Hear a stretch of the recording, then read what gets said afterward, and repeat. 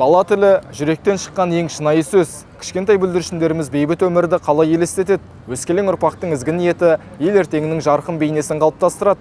Бүгін біз балалардың кіршіксіз көңілінен туған ойларын тыңдап, олардың көз қарасымен танысамыз.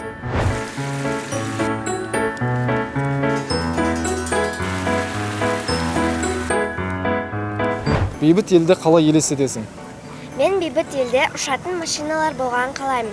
Және де барлық адамдар тату-тәтті өмір сүріп, бір-біріне көмектесіп, көп жақсылық жасап, ұрыспай өмір сүргенін қалаймын. Мирная страна, без войн, без обид и без чего еще, без ссор и так далее.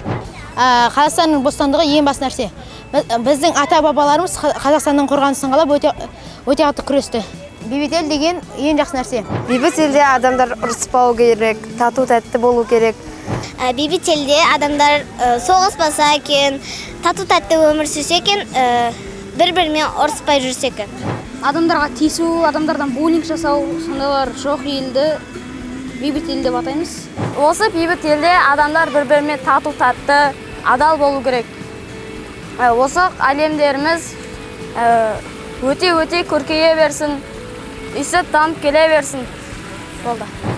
Мен бейбіт елді ойлаймын, ешқандай ұрыс-керіссіз болса, адамдар тату-тәтті өмір сүреді. Бейбіт еліміз аман, жеріміз тыныш болсын.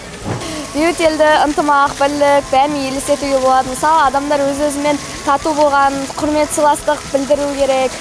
Үлкенге құрмет, кішіге ізет демекші, солай бәрімен тату сыйлық болу керек. Бірлігіміз бекем, бейбітшілігіміз мәңгі, еліміз аман болсын.